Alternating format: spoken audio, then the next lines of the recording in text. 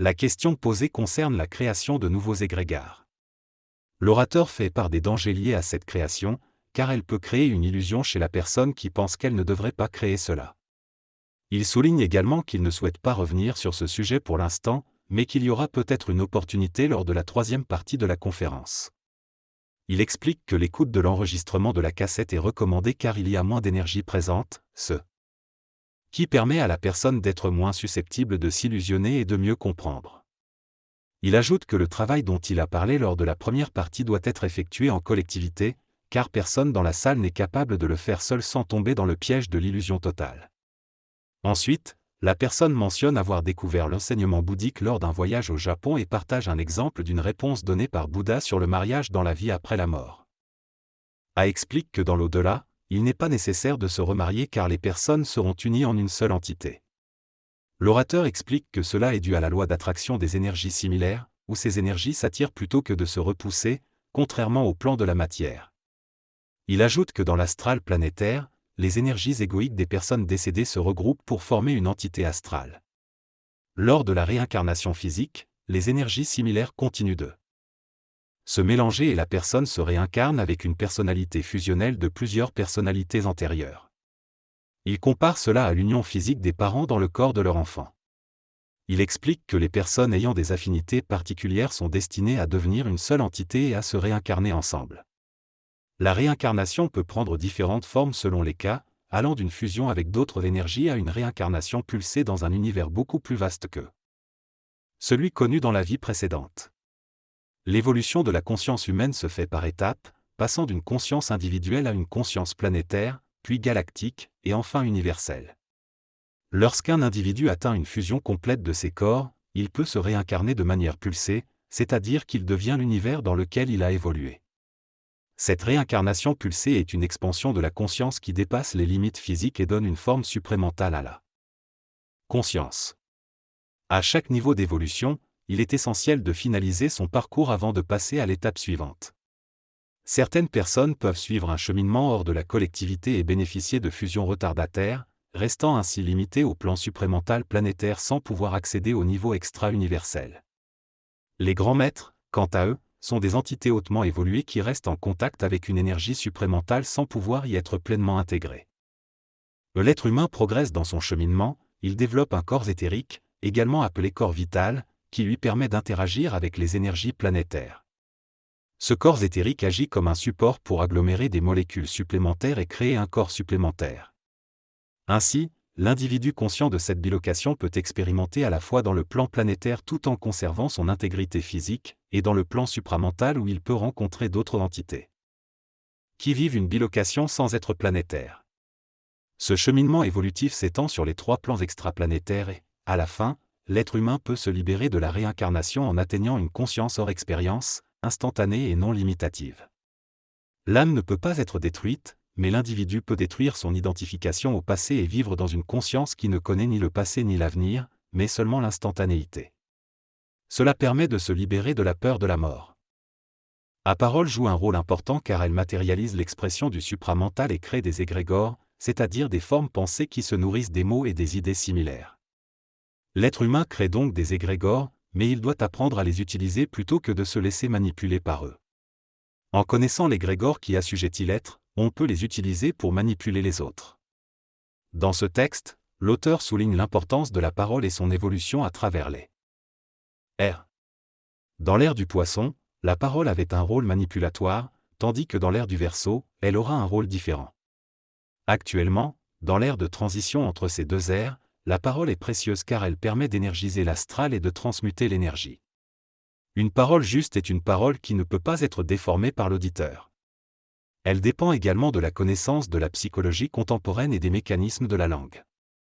La parole juste ne peut pas être enregistrée, elle doit être prononcée par l'orateur pour être qualifiée de juste. La parole supramentale est une parole soutenue par une énergie intelligente et elle ne nécessite pas forcément d'être juste. La parole ajuste la pensée et l'énergie mentale. La lumière est comparée à l'énergie et la parole au son. La parole permet d'ombrager l'énergie lumineuse pour transformer notre obscurité en lumière. Concernant l'institution catholique, l'auteur ne souhaite pas s'aventurer dans des Interprétation symbolique mais souligne que les prières se dirigent moins vers l'ancien égrégore. L'homme prie continuellement, même s'il a abandonné la religion catholique ou le christianisme. Cependant, il peut être désinformé dans son mental. Au début de sa vie, le mental est informé par l'expérience astrale, puis il se connecte à l'énergie supramentale. Cependant, l'ajusteur de pensée empêche le mental de prendre conscience des transformations qui se produisent en lui. Ainsi, l'homme peut être désinformé et ne pas réaliser son évolution dans le plan mental. Parfois, des informations peuvent ouvrir des portes momentanément, mais elles sont vite oubliées en raison de l'influence limitative de l'ajusteur de pensée. Cela peut donner l'impression qu'on pourrait se souvenir mais qu'on n'a pas envie de le faire. Cependant, c'est une interprétation de l'énergie limitative de l'ajusteur de pensée. Un égrégore, qui est une énergie collective, peut nuire à un être. Pour s'en protéger, il est nécessaire de développer une conscience individuelle et de ne pas se laisser influencer par des énergies manipulatrices. La troisième partie aborde la question de l'énergie de l'astral supramental. Cette énergie ne peut pas se régénérer dans l'énergie astrale du poisson, mais elle peut l'énergiser. Cependant, elle ne peut pas être soutenue par cette énergie et doit trouver un support évolutif. L'énergie astrale supramentale tend à se matérialiser et à évoluer en énergie mentale, puis en énergie astrale, vitale et enfin matérielle. Si elle ne trouve pas de support, elle peut se transformer en énergie astrale. On peut voir ce processus comme des marches successives. Par exemple, à l'époque de l'ère du poisson, une marche s'est formée, comme l'intelligence sous les grégoires. Ensuite, à la fin de l'ère du poisson, une nouvelle marche a été créée. L'homme doit comprendre que certaines illusions sont nécessaires pour comprendre la réalité. Lorsqu'il réalise que quelque chose le limite, il doit trouver une nouvelle marche et s'efforcer de la gravir. L'homme ne voit pas toujours l'intelligence derrière l'esclavage, mais parfois un peuple doit être dominé et esclave pendant un certain temps pour acquérir la capacité de vivre indépendamment. Cela se produit continuellement, comme dans l'exemple du peuple juif qui a été l'esclave des Égyptiens et a fini par devenir un peuple autonome. L'intelligence qui régit ces processus n'est pas toujours comprise, mais elle guide constamment l'évolution. Ce texte aborde plusieurs sujets liés à la notion de race et à l'évolution des sociétés. L'auteur explique que les pays comme Taïwan ou le Québec ont connu une amélioration de leur niveau de vie grâce aux investissements étrangers, notamment américains. Il souligne également que les perturbations écologiques créées par l'homme entraînent une réaction, karma, qui tente de réparer les dommages causés. L'auteur affirme que lorsque l'homme comprend mal quelque chose, il subit une leçon, karma, jusqu'à ce qu'il comprenne et s'ajuste. Il estime que les peuples ou les races qui tentent de devenir ce qu'elles ne sont pas s'exposent à un karma négatif et des conséquences graves. D'un autre côté, les nations qui agissent intelligemment et qui respectent les lois de l'évolution atteignent un certain plafond de développement. L'auteur met en avant le concept d'égrégore, c'est-à-dire l'idée de la nation, qui, si elle n'est pas comprise et transmise aux générations suivantes, peut perdre son sens et sa puissance. En conclusion, l'auteur insiste sur l'importance de comprendre les lois de l'évolution pour éviter de subir des leçons, karma, et pour faire évoluer les sociétés de manière intelligente. Lorsque les Américains ont colonisé et construit leur pays, ils étaient motivés par la recherche de liberté, de terre et de prospérité future. Cependant, avec le temps, l'accent est passé de l'amélioration à l'entretien de ce qui existe déjà. Les jeunes générations sont éduquées à maintenir plutôt qu'à améliorer, ce qui conduit à l'absence d'évolution au niveau national. De plus, lorsque l'égrégore national atteint son plafond, les nations maintiennent leur statu quo plutôt que de chercher à se développer davantage.